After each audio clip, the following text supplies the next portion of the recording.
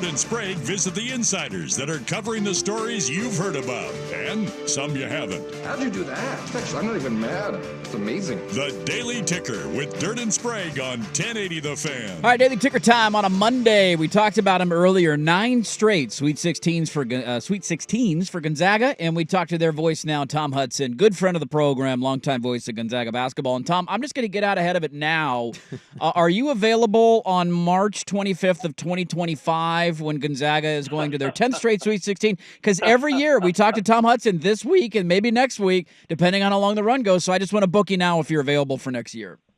Yeah, let's go ahead and pencil it in. Okay. I don't want to pen it in necessarily, but my goodness, and guys, it's great to be back first and foremost. But boy, isn't it crazy just the storylines and the narratives and how things play out throughout a season? And you go back to the beginning of February, and we lost at home to St. Mary's, and the sky was falling, and Gonzaga's streak was over, and Gonzaga was terrible, and here we are in late March, like you said, and headed back to another Sweet 16. What a remarkable job by Coach Few and the guys. But, it has been a remarkable season and a little different one than we've had over these last few years for sure. What has surprised you the most about this team's ability to get back to a Sweet 16? Well, you know what? I think the surprising part probably is, I think for a lot of people, what's just kind of been penciled in here or penned in, as I was just joking about, is that Gonzaga is just going to go back to the tournament again. And, Gonzaga, because it has, is just going to win 25 years. And whenever you lose a game, all of a sudden the world is coming to an end. And I think what's been impressive, maybe not surprising, is just kind of the resiliency of this group, from a standpoint of, a lot of people are writing them off. But when you dig a little bit deeper and you look at it, we lost to St. Mary's by 2. We lost essentially at the buzzer at Santa Clara by 1.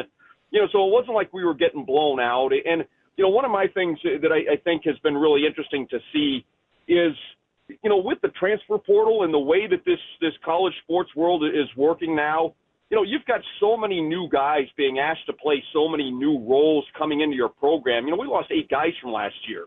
And when you look at it on a paper and you say, man, they're bringing in Ryan Nembhard, he's one of the best point guards on the transfer market. They're bringing in Graham Ike, and he's one of the best bigs on the transfer market. They're going to be good again. Well, we lost Steele Venters, who was the Big Sky Player of the Year, another one of the grad transfer or just the straight transfers that came in.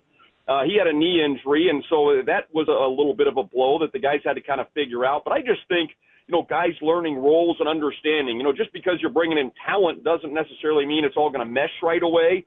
Doesn't mean everybody understands their roles right away. And I think that this group, finally, after that loss to St. Mary's, when Portland came to town, honestly, things started to click for this group, and they got onto a roll. Yeah, we're talking with Tom Hudson, longtime voice of Gonzaga basketball as they go to their 9th straight Sweet 16, and they're going to take on Purdue. Let's take a look at that matchup, Tom. You got to interact with Purdue people, so I'm not going to ask you to comment on this. I'm just going to share my thoughts.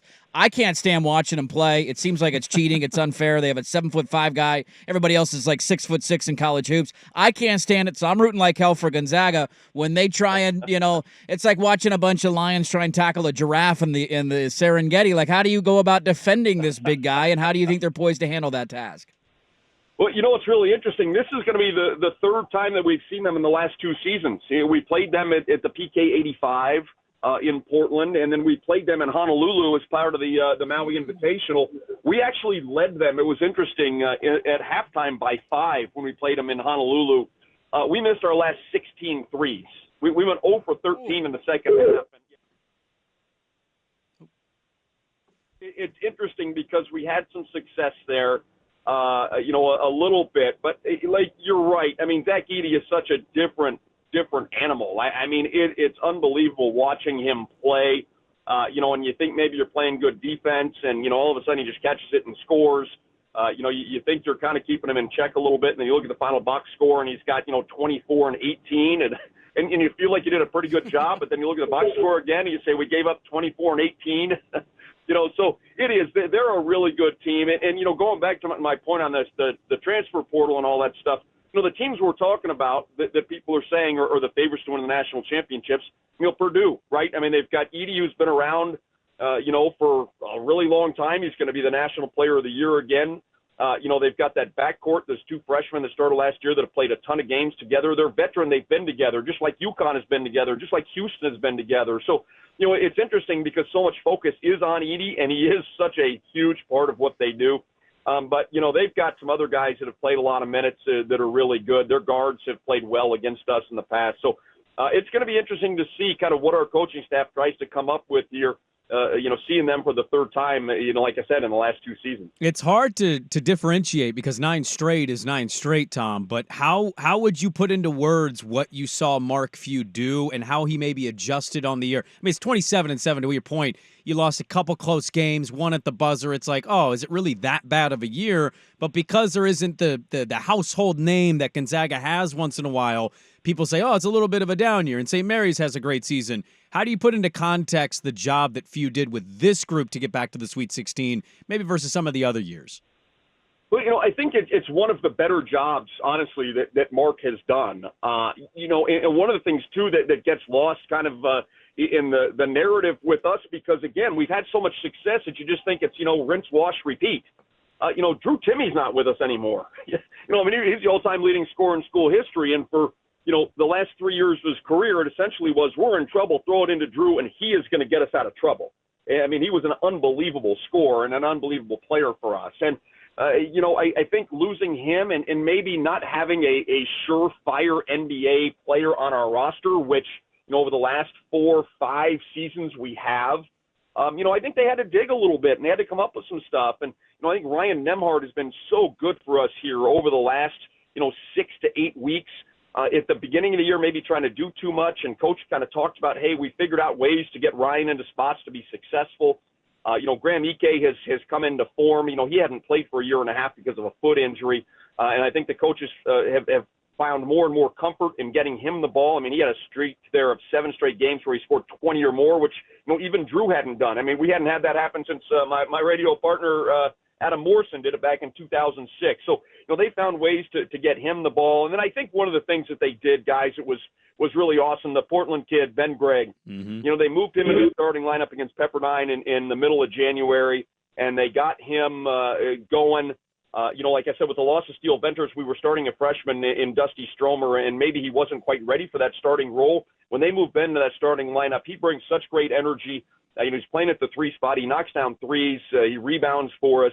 And I think that coaching decision to move Ben into the starting lineup has really helped as well. So I think Mark's done a wonderful job with this group and just kind of stuck with it. One of the things about being, we always joke about this, being a little bit older as we're getting there, perspective and understanding, maybe patience a little bit, that, it doesn't matter what your record is in December. It matters, where you are as you start playing for these championships. And I think Coach just kind of stuck with it and found ways to kind of mold this team. And here we are playing another Sweet 16. Not many teams so far in the tournament have looked better than Gonzaga. McNeese was one of those trendy picks in round 1. Didn't happen. That game was over 5 minutes into it. And then the bloodbath in the second half against Kansas. I'd like to publicly apologize. I picked McNeese I bought into win. the trend too. I'm Hand sorry. up. Everybody said that was the trendy pick. And we listened. We should have listened. We should have called Tom before the tournament. Yep. He would have told us to take Gonzaga in the first round. Tom Hudson, longtime voice of the Zags, will pencil you in for 2025's Sweet 16 run, and we'll see if we can get you on maybe next week as they prepare potentially for another Elite Eight Final Four. Tom, we always appreciate the time. Enjoy the game this week against Purdue,